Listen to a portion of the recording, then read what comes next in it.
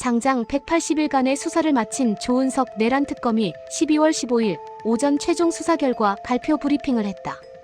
내란 특검은 윤석열 전 대통령이 작년 12월 3일 비상계엄을 선포한 목적이 권력 독점 유지를 위해서라고 밝혔다. 즉, 독재 정권을 수립하려는 목적에서 비상계엄을 빙자한 내란을 일으켰다는 것이다. 아울러 계엄군을 동원해 선관위를 공격한 목적은 국회 기능 정지 명분을 쌓고자 함이라 밝혔다.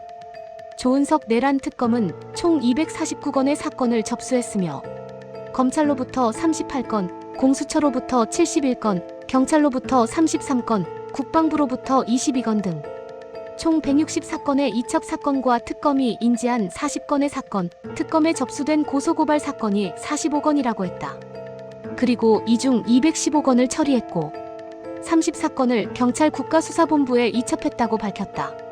이첩된 34건의 사건은 군경찰 등 상급자의 명령에 따른 비고위직 중 처분 양정에 대한 추가 조사 후 결정이 필요한 사건이며 심우정 전 검찰총장 고발 사건 10건 등 1인에 대한 동일 내용 다수 사건이 포함됐다고 설명했다.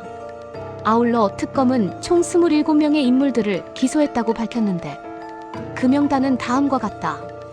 윤석열 특수공무집행방해 등, 일반 이적 등, 위증, 한덕수, 내란 우두머리 방조 등, 직권남용, 권리행사 방해 등, 조태용 국정원법 위반 등, 최상목 위증 등, 김용현 위계공무집행방해 등, 일반 이적 등, 군기 누설 등, 이상민 내란 중요임무종사 등, 박성재 내란 중요임무종사 등, 이완규 국회 증감법 위반, 이은우 직권남용 권리행사 방해, 정진석 직권남용 권리행사 방해, 김주현 직권남용 권리행사 방해, 윤재순 직권남용 권리행사 방해 등, 강희구 허위공문서 작성 등, 이원모 직권남용 권리행사 방해, 박종준 특수공무집행방해 등, 증거인멸 김성훈 특수공무집행방해 등, 이광호 특수공무집행방해 등, 김신 특수공무집행방해 등, 여인영 위증 일반 이적 등, 문상호 군기누설 등, 노상원 개인정보보호법 위반,